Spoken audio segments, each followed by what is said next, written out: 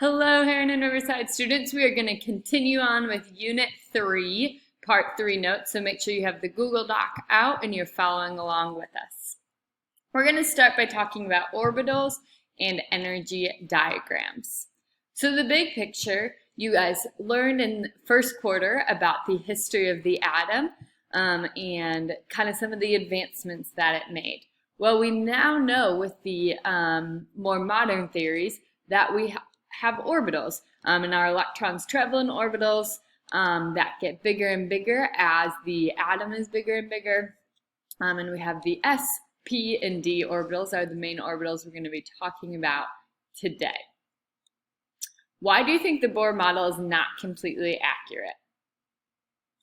Take a second, write it down in your notes why you think the Bohr model is not completely accurate. We want to know your thoughts.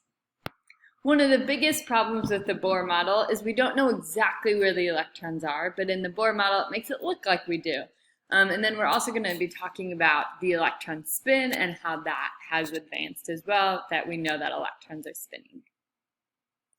So our first vocabulary word is orbitals. Orbitals are the where the electrons surround the nucleus of the atom, can be found on the orbitals. Electrons are in orbitals of different energy levels. The lowest energy level will fill first, which we'll talk about that shortly. And there are four kinds of orbitals. We have the s orbital, the p, the d, and the f. The orbitals state where the electron is most likely to be found. And complex mathematics can be used to predict the shapes of the probability densities. So again, we've talked about the orbitals being those shells around, and now we're going to talk about them in a little more depth. So we have our s, p, and d orbital. Notice our s is spherical. Our p has two dumbbells, and then our d has these four shapes on the different axes. We have the x, y, and z axes that we're going to be looking at. Just like in geometry class, you can have things in different planes. That is very similar to this unit in chemistry as well, and can be challenging to kind of visualize some of these, but we'll go in more depth. So this is an s orbital and the 1s, and then we also notice if it increases in energy level, so as our atoms have more electrons, our s orbitals will get bigger and bigger. So this is a 1s orbital, that's small, then 2s even bigger, 3s bigger than that. And then our p orbital, we're going to talk about how that shell, or the second shell, can hold more electrons. And this, we can have a px orbital, a py orbital that sits on the y-axis, or a pz orbital that sits on the z-axis. And then d and f are getting more complex. So d, you have even more options, and then f we see there, and we won't be looking at f orbitals in class. So the rules. When we're filling energy diagrams, which we'll talk about shortly, we have some rules that we need to follow. We're going to talk about the rules, then talk more about our energy diagrams. So the first rule is that the Aufbau principle, which is a German word, and Aufbau means building up or construction. So we're going to slowly build up in our energy diagrams. The next rule is the Pauli exclusion principle. Each orbital holds up to 2 electrons, and the electrons in those pairs have to buddy up. And the next rule is the Hund's rule. Electrons fill orbitals at the same energy one by one, then they buddy up. So we're going to kind of switch gears and do a little analogy, and then we'll come back and talk more about chemistry. So imagine you had to live in a 7-story dorm that had no elevator, just stairs. So it's your first year of college, you only have stairs. Which floor would you want to live on? You'd probably say you want to live on the first floor so you don't have to keep walking up the stairs and walking down, even if it's just for a short time. So the dorm that you're living in contains 4 types of dorm rooms. There's the fantastically bad rooms, we want to start at the top. There's the super rooms, so the really great rooms, the pretty good rooms, the dumpy rooms, and the fantastically bad rooms. So say you are going to camp for the summer. Do you want to live in the super rooms or the fantastically bad rooms?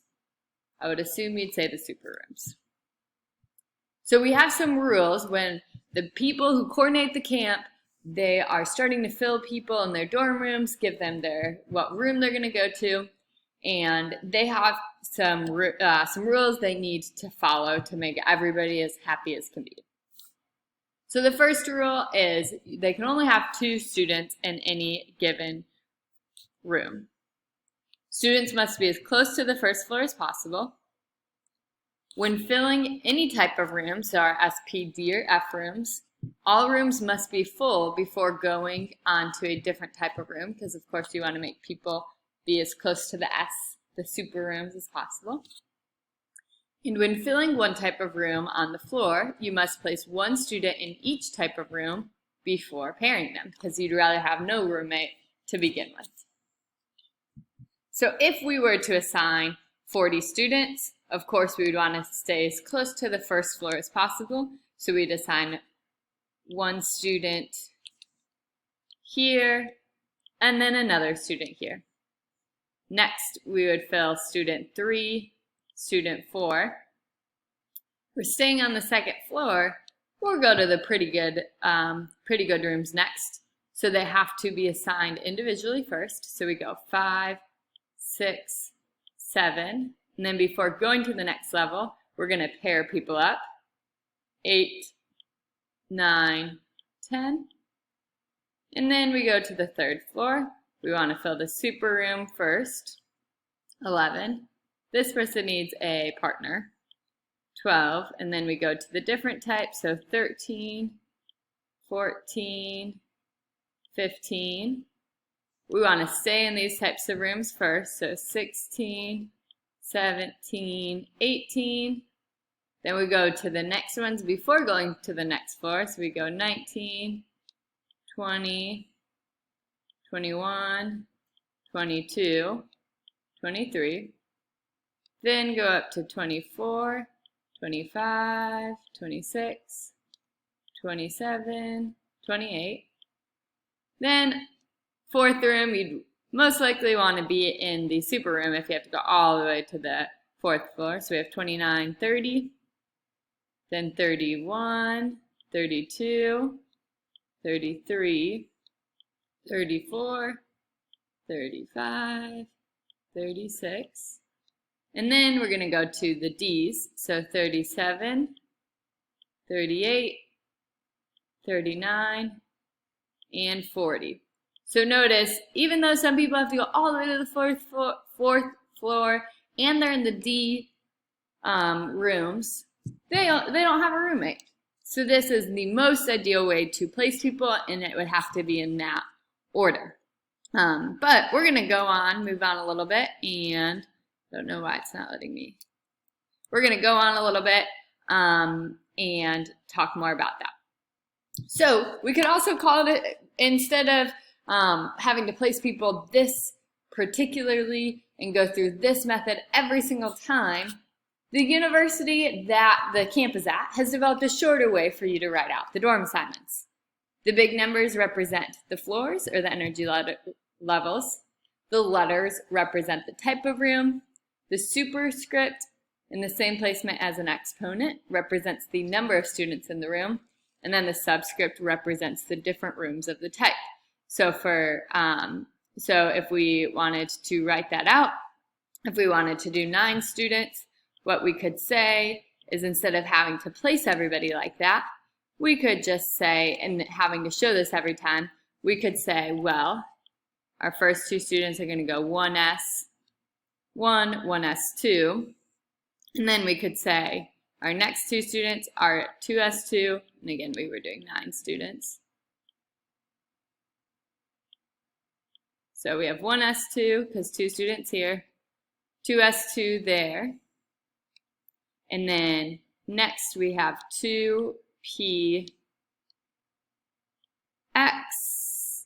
2PY.